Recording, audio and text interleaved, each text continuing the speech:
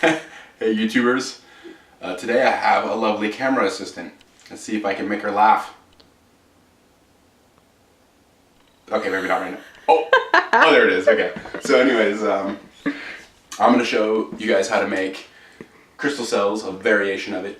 And this is a la T. Thompson Brown, John Hutchinson, John Bedini, all worked with it. And I'm sure I'm forgetting a name or two. And who knows who we don't know about who've contributed to this. But the supplies you'll need are Epsom salts. You'll need Rochelle salts, potassium sodium tartrate, and Epsom salt is magnesium sulfate. Oh, you can read it there now. Calcium carbonate, sodium metasilicate.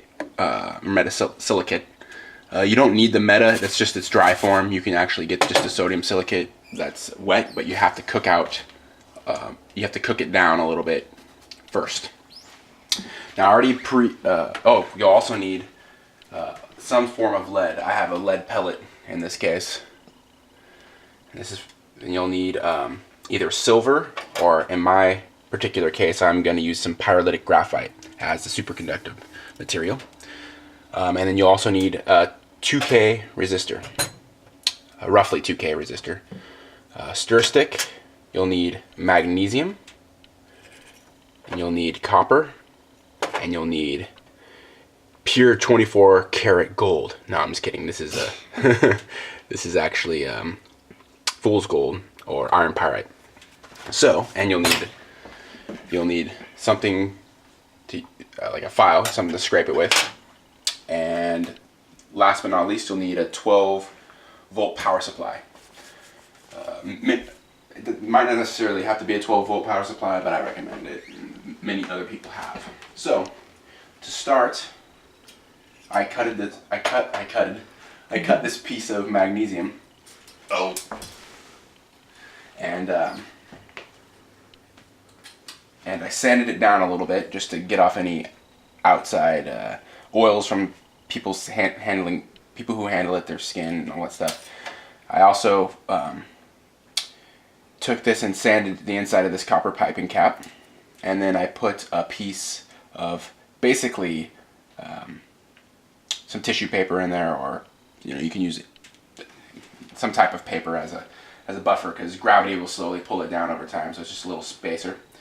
Then I took this sodium silicate and I poured it in, just a single layer on the bottom, before I put the paper in, obviously, and just kind of coated the outside. And I don't know if you can see that very well, but the sanding it actually helps the sodium silicate kind of stick to the outside, as well as making little micro antenna, so to speak, making little grooves. So I doped the inside of it with sodium silicate, and that's to act as a kind of a buffer so you don't short the inside of your crystal cell battery. And then after I cut this magnesium, I just wrapped it around a pen and kind of got it to a good size, kind of like like a capacitor, like electrolytic capacitors kind of set up the same way, and some of them inside. So that's that. Now, as far as the mix goes, there's a couple of different ways you can do it.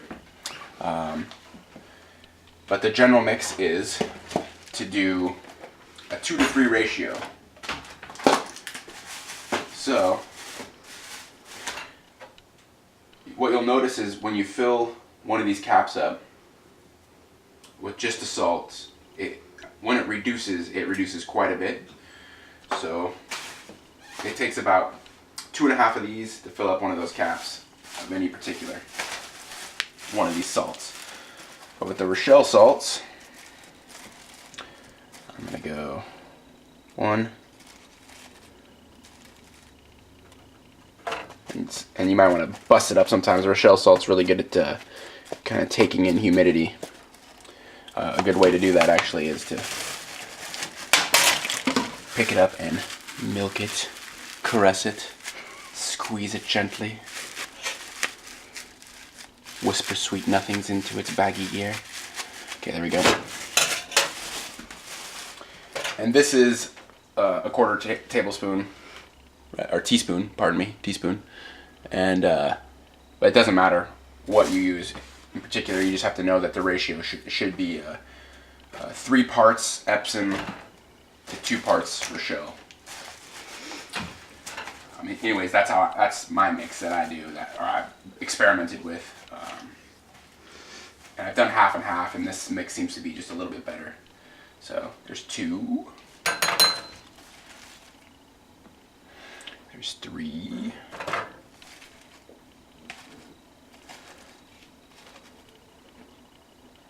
And a half. Then